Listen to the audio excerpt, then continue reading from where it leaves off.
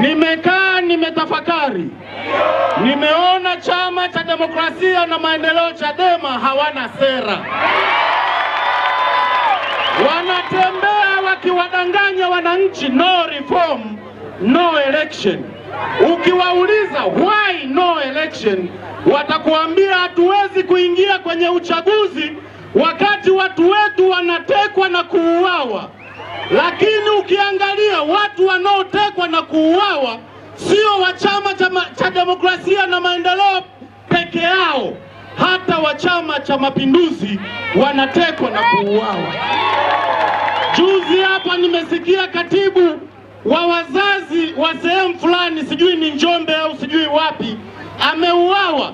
Uhalifu ni uhalifu, awe wa Chadema awe wa CCM, mhalifu yoyote atashughulikiwa kwa mujibu wa sheria na taratibu za nchi hii. Kwa hiyo ndugu zangu, watu wa Chama cha Mapinduzi, mimi nimeamua kuondoka kwa sababu kwanza namlaumu sana mchungaji Msigwa, aliniletea mwenyekiti wa chama ambaye hata kuandika jina lake yeye hajui. Sasa nikafikiri Nyarusi leo mimi mwenye level ya degree niongozwe na mwenyekiti wa chama ambaye hata kuandika hajui. Akili kubwa iongozwe na akili ndogo, mimi nimekataa.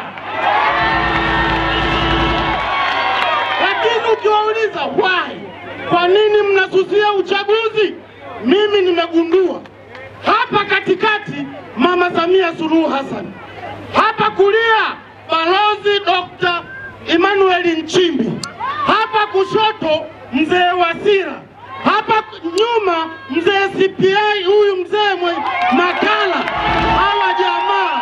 Hawa jamaa wanatokea wapi? Hawana sehemu ya kutokea, ndio maana wameamua kususia huu uchaguzi. Nimwambie Mama Samia, tuko nyuma yako, tutakuunga mkono. Mimi labda nimalizie kwa kusema, Mheshimiwa Makala, nimepata bahati ya kualikwa kwenye baraza la madiwani wakati wanapitisha bajeti ya mwaka wa fedha 2025 ambao unaanza mwezi wa 7. Madiwani wakati ninapitia lile kablasha mwaka 2020-2025, nyie mnakumbuka baraza la madiwani la Iringa lilikuwa linaongozwa na chama gani? Chadema. Walikuwa wanakusanya bilioni 3 na milioni 400 kama sijakosea. Lakini baada ya madiwani wa CCM kuingia kwenye baraza la madiwani, wameweza kukusanya bilioni 6 na milioni 800 bilioni 6 na milioni 800.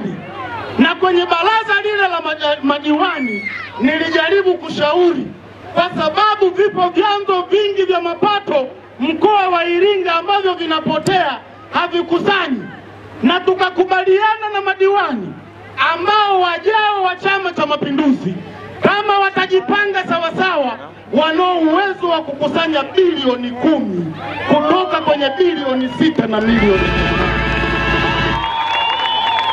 Sasa namalizia kwa kusema, mama anaupiga kwenye hapa tu Iringa, tuna bajeti ya bilioni 58 ya soko pale Kihesa.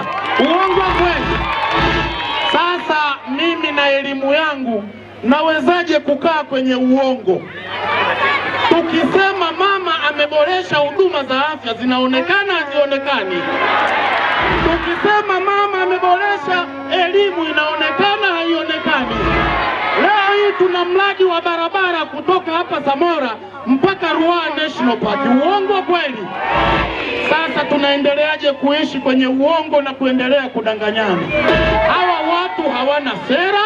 Na mimi nimalizie kwa kusema, ninyi watu wa Chama cha Mapinduzi ndio mnaojazaga mikutano ya Chadema. Kesho susieni mkutano wao, alafu muone watu watajaa hapa. Kidumu Chama cha Mapinduzi!